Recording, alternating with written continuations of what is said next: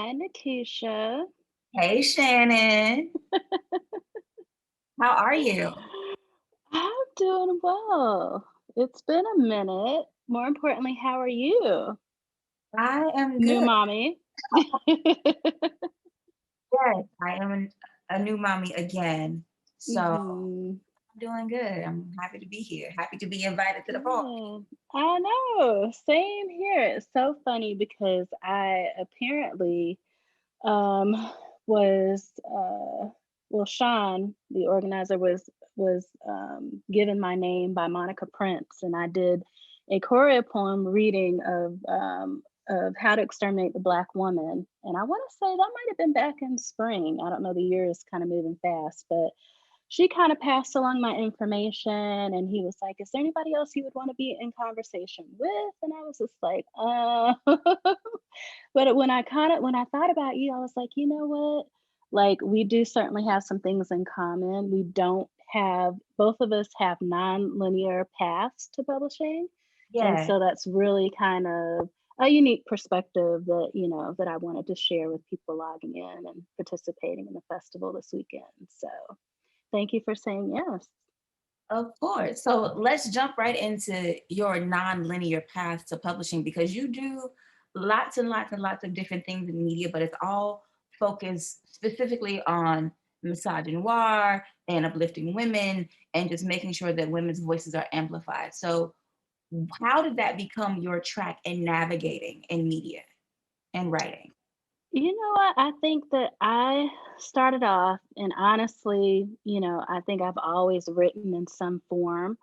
But I really just kind of came into writing by writing personal essays, just almost as a hobbyist, not really thinking it would go anywhere or not caring. At the point, I was in grad school for clinical mental health counseling, so I was not thinking about that.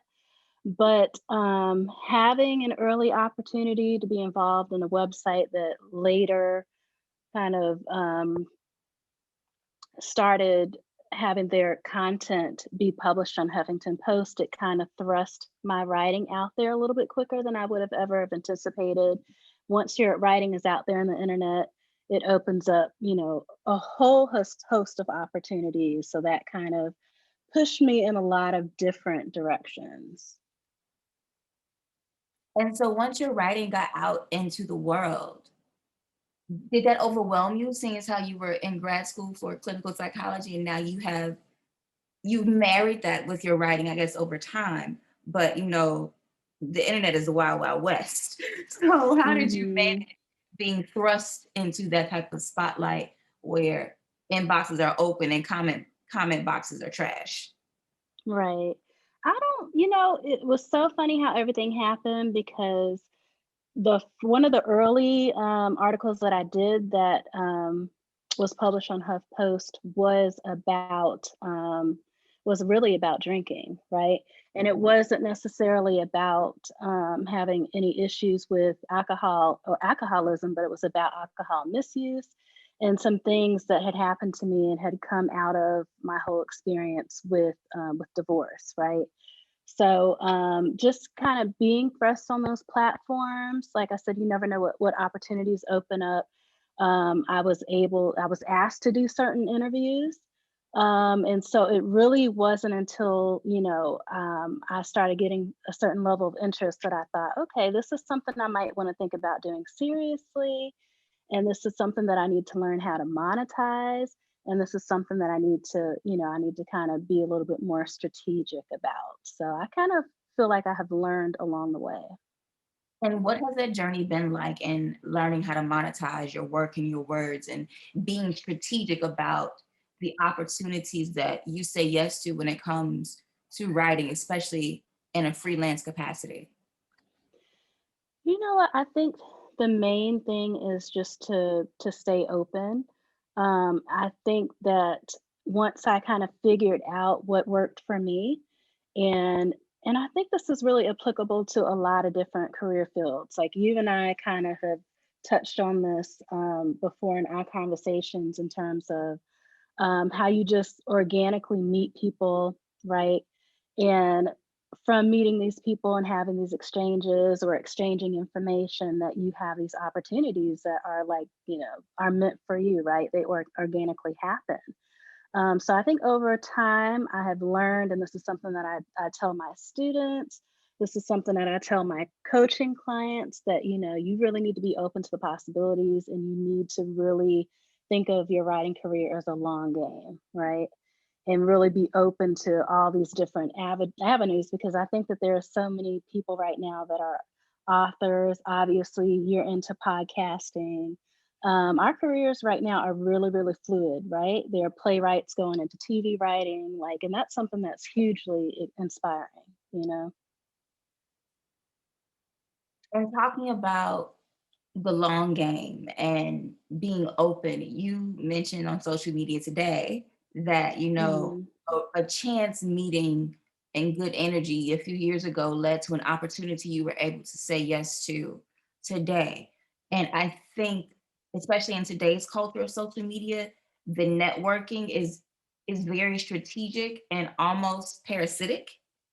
But Hmm. you talked about in that post about being open and not always wanting something from someone or looking for something, but just being open to meeting new people, and meeting new people will help you have those opportunities. How do you kind of quell that grind mindset to let people know that you don't have to grind while you network? You can just meet dope folks in the world and in your path.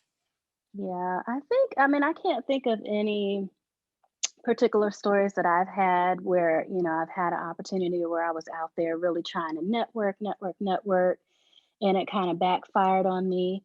I just think that I have watched how other people move, and especially the people in the industry that I respect. It's like, oh, okay, well, how did they kind of, come across this opportunity? What type of conversations are they having? You know, and so I've just really been fortunate in that way. And I mean, I would, and I know that you've had some of the same experiences, right? If you're open to kind of seeing also not only how other people have moved in the past, I think every year, things have evolved. Every year there's more opportunities available to authors and journalists and authors that want to transition into different mediums as well. So we always have to be open to that as well. And that's something that's also helped me in my career. And I know you have some experience in the same area. So I hope you share that as well. Yeah, no, I'm gonna share that now because I am an indie author. I have my own publishing company. I write, and I'm a one woman jack of all trades over here. However, there's always a big stigma when it comes to being indie, and so the goal is always to get traditionally published. And so last year, I think I was freelancing full time, and an article that I wrote in February, just a one off essay, nothing too deep, led to the acquisitions editor at LSU Press reaching out to me. He's like, "Oh, I read this article. You want to write a book for us?" Book deals just come in the inbox like that. Mhm. And so Mhm. that was one of the opportunities. And so like, I think she reached out to me in maybe March. I submitted a proposal in April. It was accepted. And then in the middle of a pandemic, I traveled to New Orleans, which is where a lot of my family is from, and spent a week there doing research and digging through archives and boxes and interviewing folks for this book that I then wrote in the beginning of this year and submitted in March. So Mhm. I definitely think that as long as you're open and you're working, it will be seen and it will be shown. And the opportunities will begin to come to you for sure.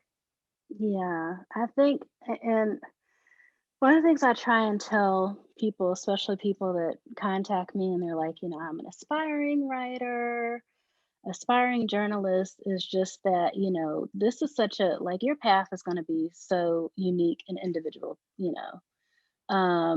it's not going to be A, B, C, and D. And you can aspire to be like somebody that is doing what you want to be doing, but nine times out of ten, it's not going to be, you're not going to take the same path. It's not going to be, oh, I did this, and then I got my MFA, and then I did this, and then, you know what I mean? It's just like, So that's one of the things that I have loved about just being able to, not so much during the pandemic. A lot of the stuff that I had done, I mean, there was one point in time when I was, just kind of giving commentary for a show that films locally in DC, and so all these some of the other opportunities went away where I actually had to be in studio just because of the nature of what was going on with the pandemic.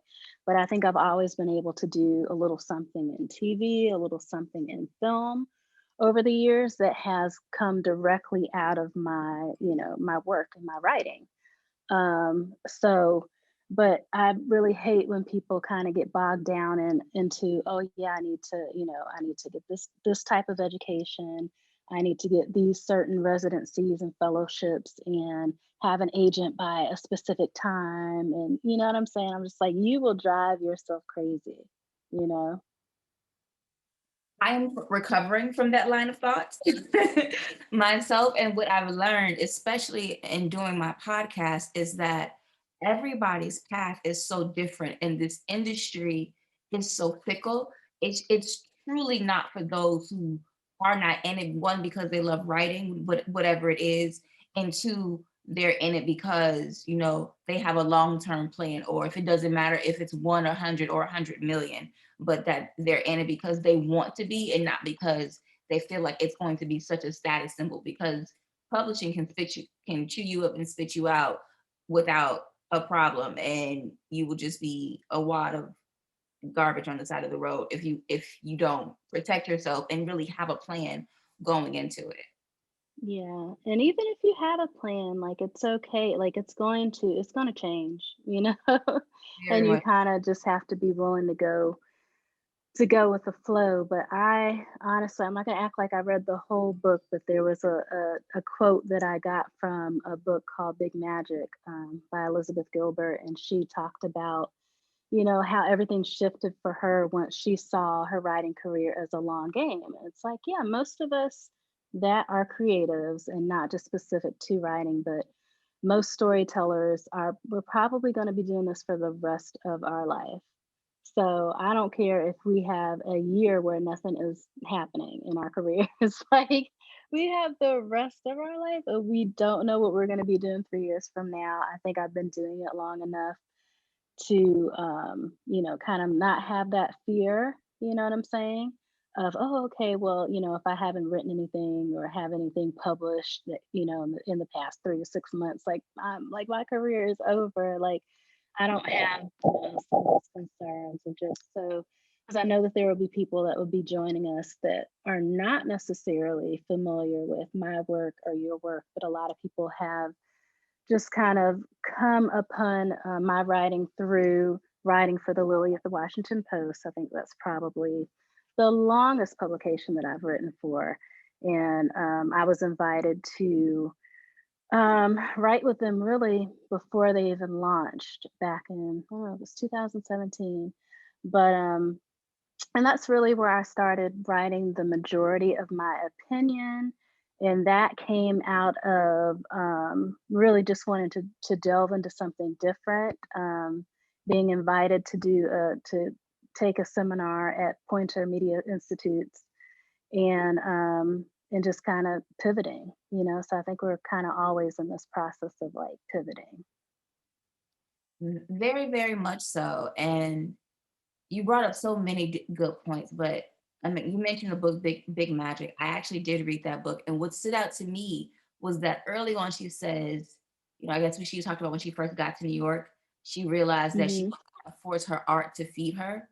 So whatever, if she had to get a job Mm. bartending or waiting tables or doing whatever she needed to do to make the money, she did. Mhm. She wasn't going to force the art, which is the writing, to pay the bills. Mhm. And again, recovering here. But Yeah. learn to, or I'm learning, especially as a new mom with a 5 week old, that I don't have to stress. It'll happen, it'll come, and I'm just gonna have to trust. And I think that is something that's really hard to learn, especially as you're transitioning from one career to another, or you're leaving an industry for another, and you're trying to make it work. and make what you were making before, and you don't really factor in the fear and the sacrifice altogether. But you have done something in that you're now teaching other people how to move as you did, especially in your opinion writing with Beyond the Hot Take, correct? Hmm.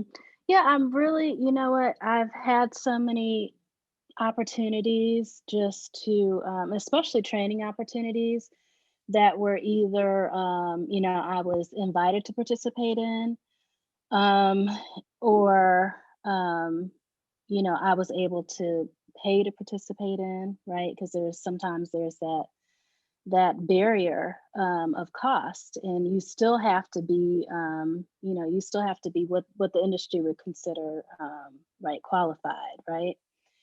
There's just so many barriers, I think, to opportunity.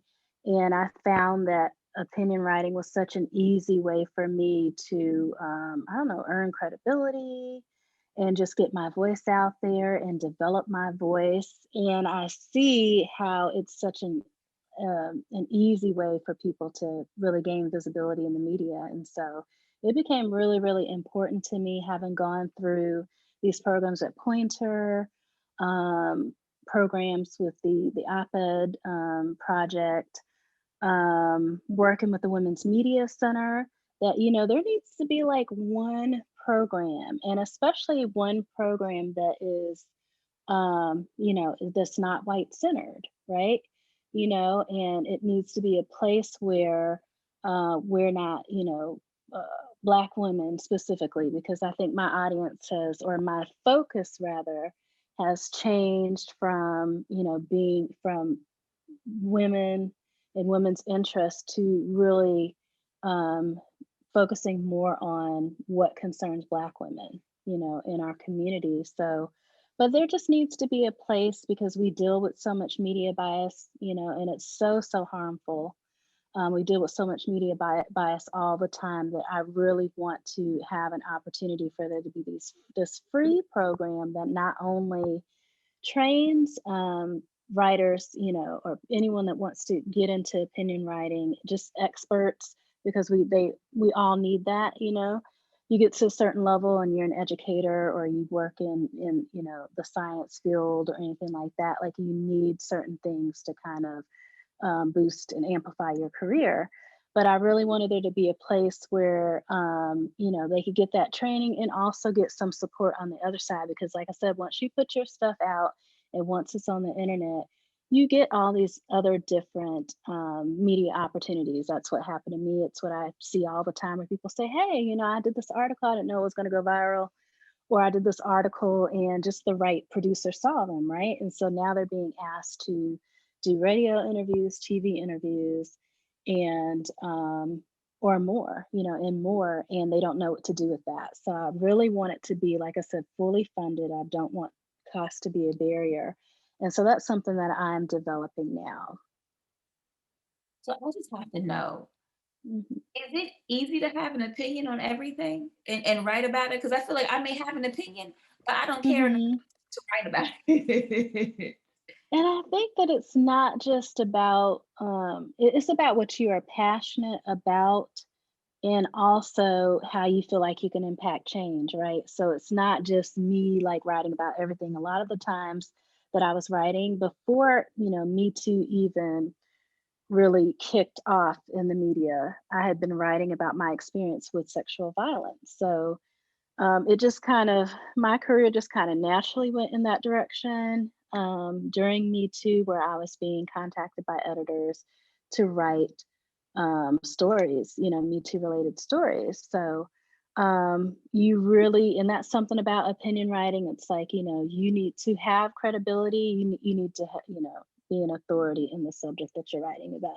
So I don't have an opinion that I share publicly on everything, but there are some things that I feel passionate about, and I'm just like, what, I don't see that viewpoint, and I feel like it's a perspective that needs to be out there.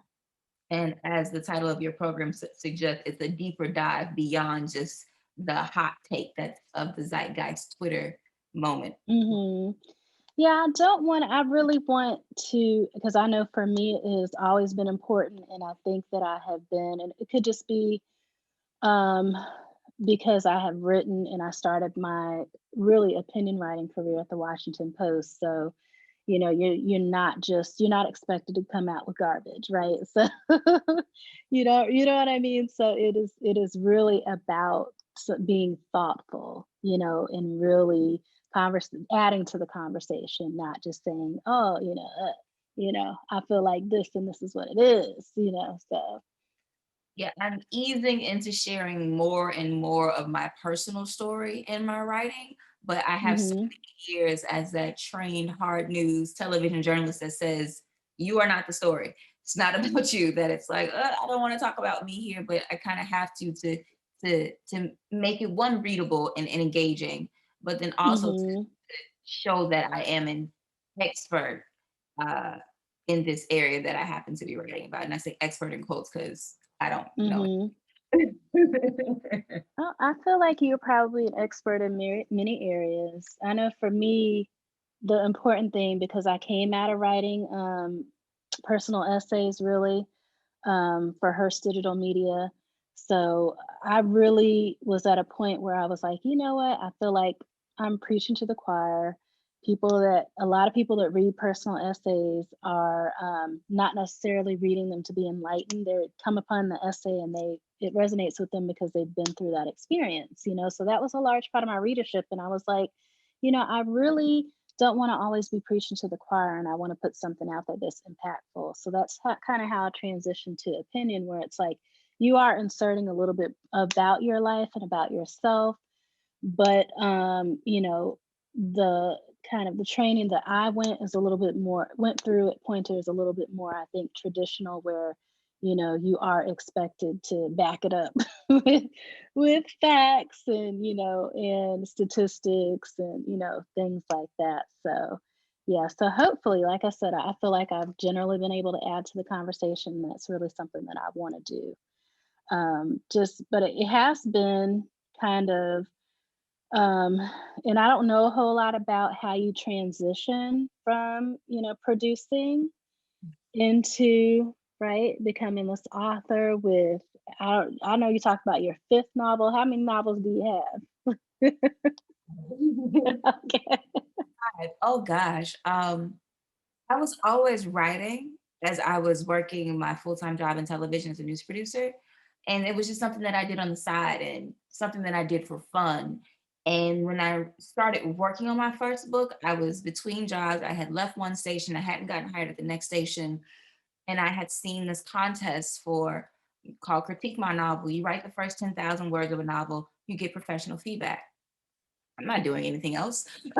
And so that was my mindset. And that's how I began to write my first novel. And it wasn't until I was about 18 chapters deep that I really realized what the story was going to be and then began to work on it more and more seriously. And so after that process and querying and trying to find agents and then finding agents and doing revisions and then getting close to a deal, but then ultimately no deal. I was dropped by my agents and saying, okay, well, I have everything I need. Mm. I have a contract, I have a Mhm. website, I have a book, I found an Mhm. editor. I'm just going to do it myself. And so that's really how my journey began, like trying to go the traditional route and not Oh, okay. there, and then going indie. And then because my first book, which is entitled For Women, ends on a Mhm. very big cliffhanger, I knew that I was going to have to write the sequel. And so Four Women came out in 2017. And so then in 2018, where I was like, okay, I'm going to write the sequel. And then I had some other ideas in my head that I was like, well, I'll write these books too. Because in television, you either work, I never had a traditional 9 to 5 schedule. I either worked a morning show, which is Mhm. morning news comes on at 7 a.m. So the person that's writing it and producing it, me, is there at 1 a.m. Oh my God. Or I worked the night show, which I worked 2:30 p.m. to midnight. So I always Mhm. blocks of time during my day when my husband was at work, my child was at school, and I could just be Mhm. at home. And unless I was super, super tired, I could just write. And I was more motivated to write than I was to sleep because I knew after having my son in 2015 that I wanted to Mhm. transition out of television. I didn't Mhm. like how cynical I was becoming about, Mm. murder, death, and rape and killing and all those different things Mhm. every day.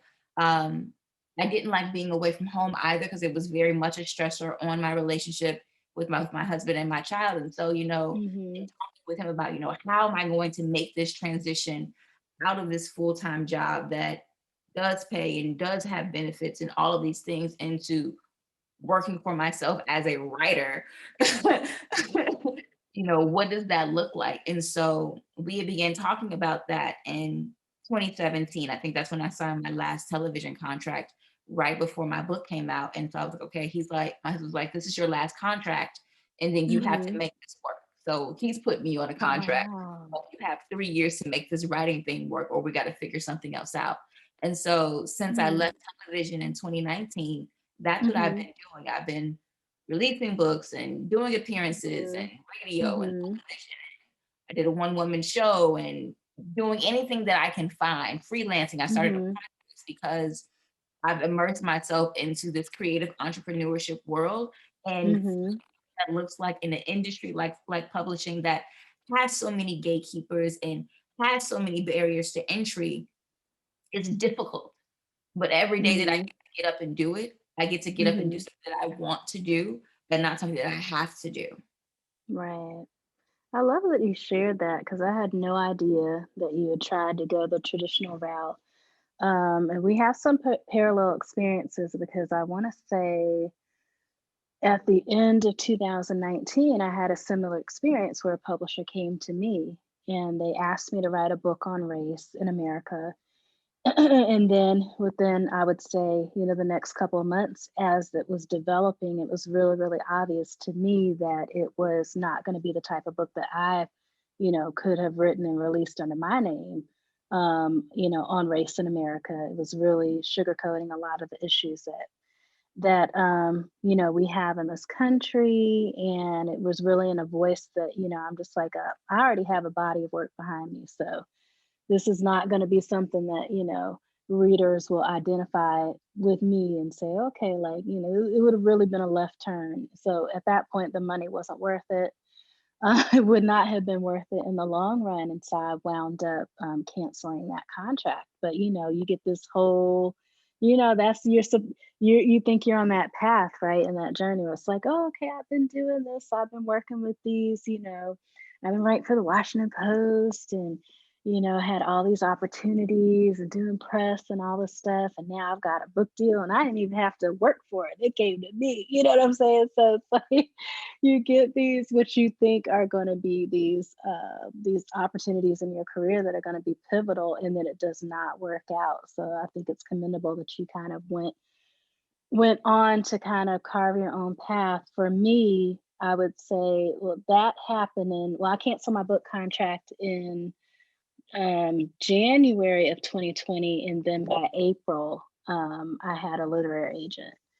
And that was not somebody that I solicited. It was somebody that I was actually referred to that agent by one of her former authors that knew that she was looking for somebody that kind of wrote in a similar voice and wrote about this, similar things. So, yeah, if we could all kind of get on the same page to understand, like, you know what I mean? And just because you get an agent doesn't mean your book is ever going to come out. Like, like prayerfully it will, prayerfully it will be an agent that you could stick with. It might not work out, they might drop you, but you go on and you do other things, you continue to progress, you And know. and the seeking a traditional path, seeking the MFA just to get into that pipeline to be introduced to agents and publishing houses, I feel like it's so secretive. Like, you don't know what you don't know. And there I don't think there are many resources out there that really talk about, there's not only one way to go about this process. And I think the first commitment should be to the work. And then the second commitment should be to the business of the work. But the first commitment should definitely be to the work because that is what's going to keep you going when you don't have an agent, or you don't have a book deal, or you cancel your contract, or you're working a 9 to 5 and trying to do the writing on the side. And so I don't think that part of the process gets illuminated enough. Hmm. Absolutely. And I feel like maybe because I mean, once upon a time, I have 3 children now, but I came out of working in insurance and working in HR, and then pivoting and working in mental health. So I think that I've always kind of had, kind of this perspective where number one, the writing came first. Your talent is what's going to open doors for you. And not just open doors, they're going to keep them open, right? They're going to maintain the momentum in your career. And so, but yeah, it is so much to know, it's so much to learn. And it is really weird how, it can be so hard to uncover this information, right? Like, but once you do, it's amazing, what opens up to you. So I was listening to a panel yesterday. It was a Sundance panel, and it was about screenwriting, and they were kind of talking about this whole process of, like, not being concerned about what people are doing. Like, for our career field, like, don't be trying to follow Terry McMillan, and you know what I'm saying, and be trying to do what Terry McMillan is doing. What is, Nikesha Elise doing? Like, network at your level, right? Build relationships at your level, because it's like, those are the ways that we're going to get opportunities. So, for me, I am, like I said, in this point where it's like, and I think especially during the pandemic, where it was just kind of like, okay, like I think everybody's grind was impacted in a different way. And for me, it just slowed me way down, like, in ways that I needed to be slowed down, and really gave me perspective, and really made me understand that, like, I had been freelancing for a number of years, and it does not generally bring me joy.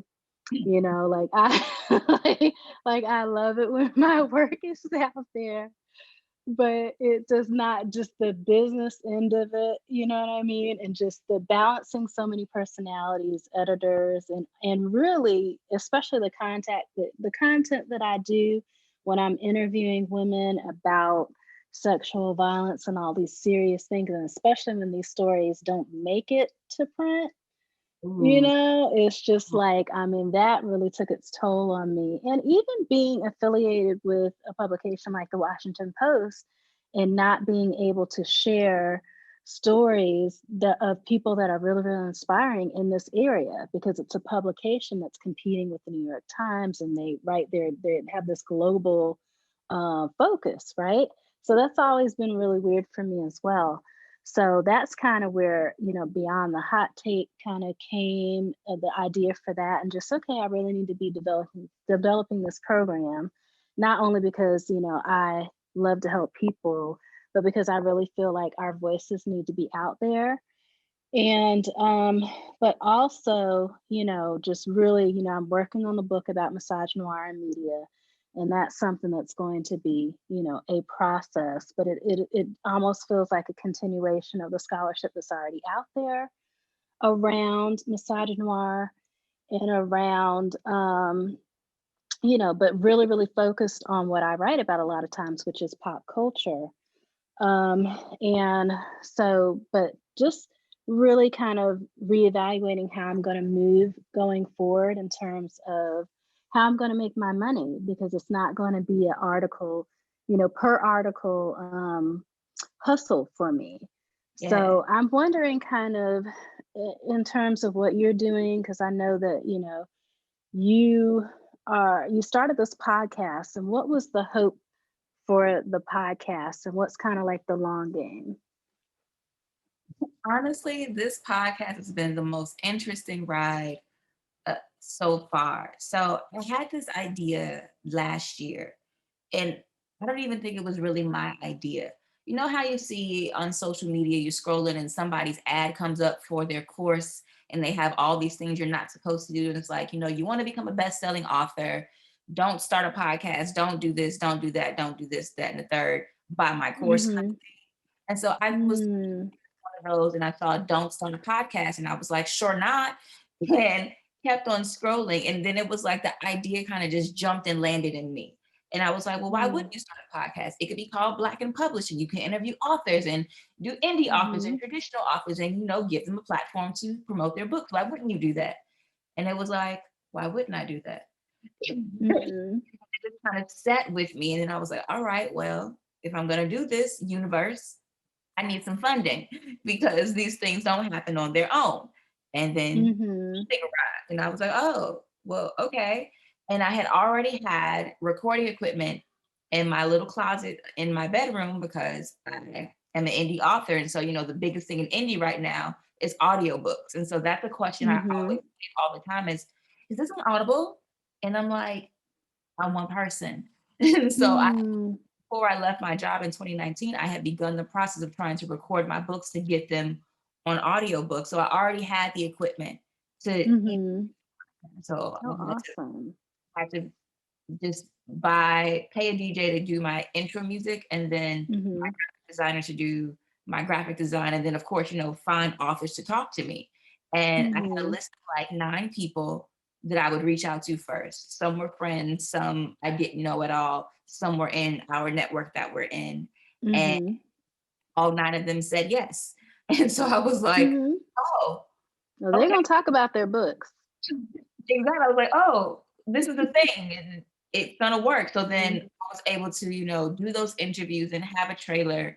And I think I had those episodes ready to go before I even announced the podcast was coming out. And so then when I announced the podcast was coming out, then my inbox and my DMs got flooded with, hey, I have a book, I'll come on your show. And I was like, oh, okay. Mm-hmm. And so then that was like 10 or 12 other people. And then some other books came out this year that I was just really interested in talking to the authors about. Mm-hmm. And they all said yes. And so here we are every Tuesday since January 26th, an episode of Black and Published has come out. And then doing all of that, you posted, I think, either at the end of last year or the beginning of this year about the Mm-hmm. NPR Story Lab workshop for podcasting. I said, oh, I never knew about this. I'm going to apply for it. And I'm so used to not getting things that I apply for and, Mm-hmm. hustling around rejection that, I applied for it and it said, Mm-hmm. not trying to fund second seasons. We're looking for diverse voices, but an emphasis on people who work for NPR. And I was like, well, I'll apply for it anyway. We'll see what happens. And then not Mm-hmm. only did I get the interview, I got into Mm-hmm. the program. I have some really good advocates and mentors on the inside in the program. And so now I'm going through this 6-month workshop where the goal is to have, NPR distribution at the end of it Mm-hmm. and working with, Mm-hmm. like, we're right now, I'm technically on hiatus from the production, even though episodes are still coming out. I haven't done any recordings or interviews, but I'm getting ready to go Mm-hmm. to production for season 2 and just making a list of who I want to come on the show, who I want to reach out to, and then having that feeling like, okay, well, we'll see if they say yes, and then Mm-hmm. what that's going to look like. But my goal was, to give authors a platform to talk about their books, and I wanted to do indie and traditional authors. I want to do the indie authors because they don't have a lot of opportunities to talk about their books, and I know that from my Mm-hmm. experience is because of my television background and having friends who work in cities across the country that I've been able to say, hey, can I come on your show? Hey, if I drive to wherever, can I come on your show? Or, hey, I want Mm-hmm. you to come on my show. And that I've been Wow. able to do that. So like my friend, worked in Cleveland and she's like, I'm going to have you come on our show because it's our show and I'm the anchor. And I was like, well, okay, then I'm on the news in Cleveland. But, Mm-hmm. I thought of Black and Published as a service to other authors. And that was the goal. Mm-hmm. It's interesting, and I love that you kind of mentioned because I know, we're in a Facebook group together, and it's like I try and post anything that I feel like somebody else can benefit from. I try and post the opportunity, but I've also been the beneficiary of the same thing, right? And so it's kind of like I read this quote that the other day that said, like, don't, I think it was on Twitter or something. It said, don't reject yourself before before you get rejected, type of vibe. And I'm like, I feel like that has always been my attitude, right? Because it's like if it's meant for you, it's going to happen, right? So I feel the same way. I did this program um, at Yale. I think it's called Yale at Thread, where it's really focused on multi-platform storytellers. And so, and I think I kind of caught wind on some of the programs that NPR was running because it really was. I went there with the intention of developing a article that I wrote about Black women and Me Too for Healthline into like a just a short series, right? Maybe like a 7 episode podcast series, right?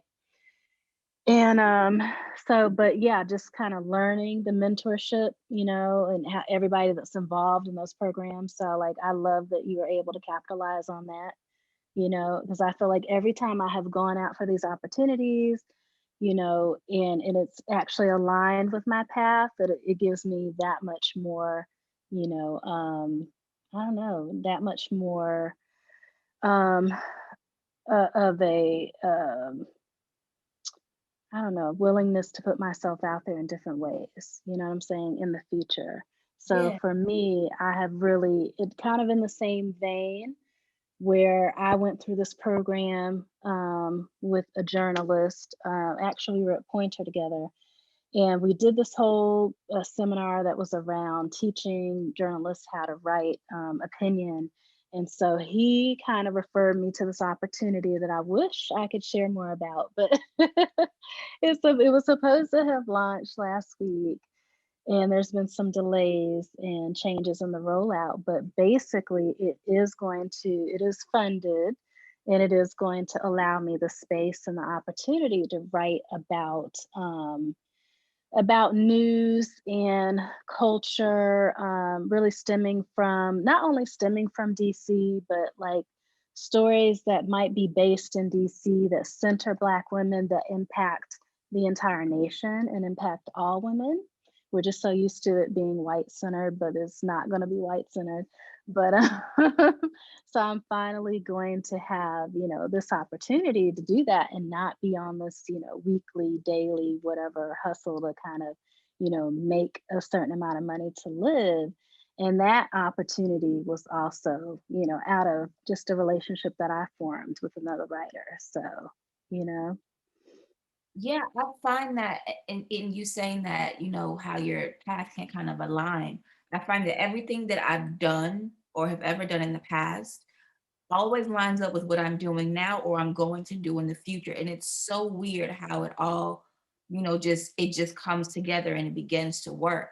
But in you finding a way to transition out of the hustle of the freelance writing and focus more on your project of Beyond the Hot Take and then the new opportunity you've got going on, you still have a book that you're writing that mm, encompasses everything that you've kind of been doing and what you've been focused on and and building your audience around.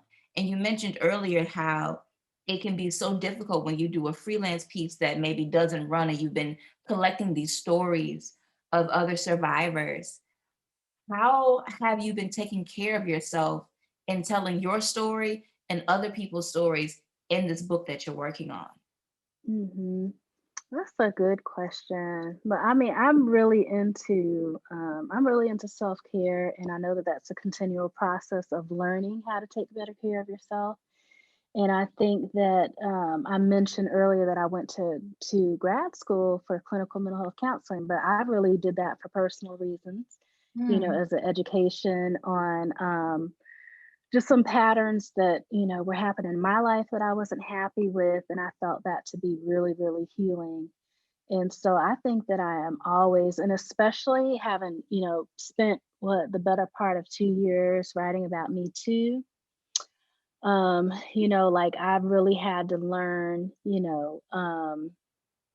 when to take a step away.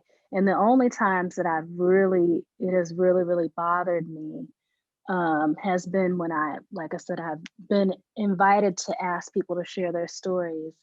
And then, and even, even though I got paid for it, if their stories were not shared or their stories weren't taken care of in a way that I felt like they should have been taken care of, that has been the toughest part of the industry for me. And I think it's another motivator for me to do something differently. So with the new project, just with me being able to write the stories that I want to write, interview the people that I want to interview, and really talk about the issues that I want to talk about, like that's, a tremendous opportunity. And that's something that we just don't always come across unless we are doing everything independently.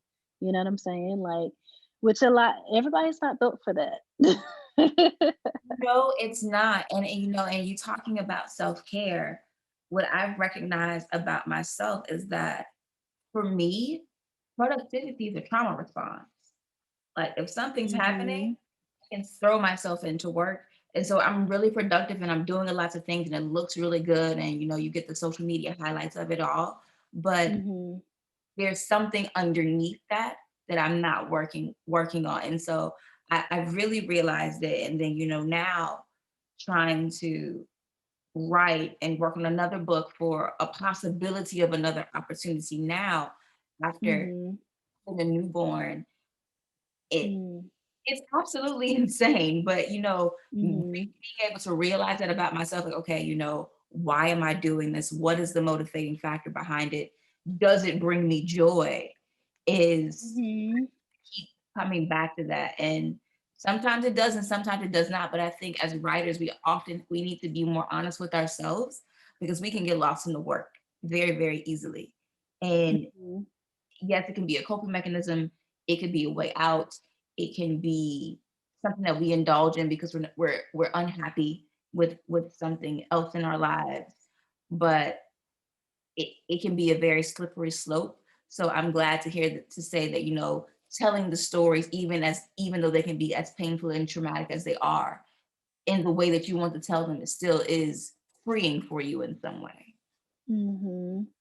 You find that, and I'm wondering if, because you are in an industry that's like highly competitive. I'm talking about when you were working in news that was fast paced. Do you feel like you brought that same energy into kind of making your writing career work, and how's that changed? Oh yes. Especially in television, you live and die by a clock. So it didn't matter what kind of day I was having, how tired I was, if something happened at the last minute. If the news starts, like for my morning show, the news started at 7 o'clock in 2 seconds. Not 7 o'clock straight up, 7 o'clock in Mhm. 2 seconds, whether you're ready for it or not. And so Mhm. having that background of 11 years of just, this is going to happen, this train is leaving the station, whether you're ready for it or not, I have brought that into my writing. So yes, I'm very, very, very disciplined about it. Like, okay, this is my goal. This is what I have to do this week. And I kind of Mhm. always, use a new term, back time my life, which is like you think about the end goal and then you work backwards to figure out what the plan needs to be going forward. And so I do that in a lot of areas, especially in my writing. And yes, I can get a lot done, but at what expense and what cost? And so Mhm. something that I have to that I've been dealing with lately. So, like I said, I'm working on a new project, and instead of trying to beast mode my way through it and like I gotta write a chapter a day and I gotta finish it this quickly or this fast, I try to do the 1,000 words of summer where you just write 1,000 Mhm. words a day. It's Mhm. considerably less pressure, and so I Just 1,000 words a day, y'all. yeah, Do it. it's considerably less pressure. With your babies and your husband and everything. Right. So I did that, and then I was like, I don't like it because it makes the writing choppy. If I only do for just 1,000 words and I go away from it, by the time I'm a Mhm. thousand words in, I'm just kind of finding my flow and my rhythm, and Mhm. then it's like, okay, it's time to stop. So that didn't really work for me, and I recognized that. But I was like, Okay. okay, well, I still don't have to write a whole chapter. I can just write a scene, and so if a scene is super long or super short, I can just write a piece of it. And then that makes the writing more congruous. And it also keeps me getting that 1,000 words in, but in a way that makes sense for what I'm doing. So I still don't have that amount of pressure on myself that I would have before, especially when it's like, okay, got to be to work at 2:30 p.m. I drop the kid off at Mhm. daycare at 9. So from 9:30 to 2, I'm going to write in this 4 hour window, and then I'm gonna rush and get dressed and drive down the road and go to work and then work from 2:30 to midnight. I'm not at that level of Mhm. crazy anymore. Mhm. The full-time job Mhm. is no longer there, but also because So, I'm learning to, take some of that pressure off of myself because I don't have to live under it. okay. So that makes a lot of sense because see what the people don't know is that we met because we were talked in the Facebook group about being accountability partners. Yes. So for every 5 tasks you were doing, I was doing 1. We were not equally yoked. It was never gonna work. Because I do not work at that pace. So my process is entirely different, and especially now with the like I will write sometimes about my daughter. So my youngest is 8. She has autism, and and so she requires a lot of care, a lot of support. So, and I like to tell people, like, like I said, our paths are so individual. I do not write as much as people think I write. I just write for, top tier and like high profile publications. So, it's just a different level of exposure, right? So I'm just like, but no, in either way, I've kind of felt like I said, I watch the way people move, and I still feel like once you have a certain um, a certain body of work behind you, right, and once you've been doing this for consistently for I always say like 5 years, I just feel like certain opportunities, certain doors are open to you, you know and that's just what it is. But that's also just, persistence, right? And consistency and all of those things. And God, hope you at least have talent. Like, if you're reaching out to somebody for um consulting and coaching and all of these things, the talent also has to be present. So I think we keep coming back to the art is also very important, is the most important. you know? Yeah, like when I started freelancing full time, my goal was only one article a month. And that was it. I was like, I think that's very attainable. And so it was because I didn't have that amount of pressure on myself because I also in the pandemic, especially, like I said, I had my own publishing company. What really saved me and kept me afloat was not the freelancing, it was my company because I had been recommended to other people to publish their books. And so I'm a Mm, hybrid publisher because I don't have an advance to give you. We will split these royalties on the back end, but costs are paid up front. And I'm very mhm. transparent about that and to say, this is why it is the way it is, and this is everything that you get for it. And so that is what really kept me afloat so that I didn't have to feel pressure about the freelancing. And it was only in the unfortunate aftermath of George Floyd that then that one article a month became so many more because Okay. publications were looking for Black voices and Black writers and Black Mhm. moms and Black this and Black that, and everything had to be Black. And, you know, if you were ready to write for it, go for it. But in the space that I talked to you about, accountability partners, that's when that book opportunity for LSU had come. And I was like, okay, I can't do this work from my home in Florida. I'm actually going to have to go to Louisiana. So I had to work Mhm. at a much faster pace. I was like, okay, I'm gonna have 1 week in New Orleans in a pandemic, Mhm.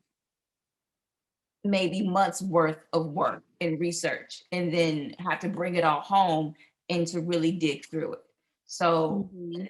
that was why I was working so quickly. But even on that trip, I think I did maybe 9 interviews, 2 days in archives, just snapping pictures and saving stuff and ordering Mhm. to have, and like I was there and then ordering like stacks and stacks of books. And it wasn't until I got home that I slowed down to really look at what I had and begin to make my notes and the plan for the project, which then took considerably longer than where we first were when we talked about it in June. But it was definitely Mm-hmm. because of just the different circumstances and situations. Mm-hmm. When are you going back to Louisiana? Because I still have to go. Ooh, child. Like my aunts and most of my family is from there. So Okay. we go often. So I will probably go back. The book is supposed to come out, I think, next fall. So if I don't go before then, I will definitely be back sometime in the fall of 2022. So if you want to come, Mm-hmm. come on. I need to go, girl. I always tell people I'm highly inspired by that This Is Us episode this past season where Randall, the black character, goes back to trace his roots in Louisiana. So my paternal grandfather, that's where his people are from. So I'm like, I'm going to Louisiana. So Cried that entire episode, just boo. yeah. It was so beautiful. I was like, I don't even need the rest of the season. I'm Hmm. right here. Like I know what happened to Randall's mother. It was great. It was amazing. I'm okay. I don't need anything more. Hmm. How do you feel because you kind of talked about, and I know we're kind of wrapping up, we have a few minutes, but you talked about the energy that you came into your writing career, right? This pivot from producing into, this has to generate an income. How has your why changed? And what's your why now? My why is because there are stories that I want to tell. That has, at the core of it, has always been my why, beyond the paycheck or the money or anything else. Because when you decide to go indie, you go indie because there are stories that you want to tell, not because you're looking to make a bunch of money from it, because there's not really to be had. You're financing everything yourself, and you eat what you kill. So my why has always there are stories that I wanted to tell, and perspectives that I wanted to shed light on, and talk about Black women and Black girls and Black issues, and have those stories be centered because I didn't see them. And so that's always been my why. Hmm. Okay, so we're aligned in that. I mean, I think that, I kind of came into writing to have a voice, right? And so I found a voice, and now I want to share other Black women's stories, and that is my biggest why. So I just want to thank you for having this conversation. And speaking of Black women, because I know, I kind of came across this festival through Monica Prince, and I think she has a reading at the festival at 8 p.m. So y'all stay tuned and check her out. And I hope to kind of catch some more of the programming as well. So, but I have enjoyed speaking with you. Thank you for thinking of me. This has been awesome. Yeah, it is. So I guess we will turn it over. And like I said, I'll stay tuned for some of the later sessions, and you and I will catch up Yeah. another time. All right, y'all. Good night.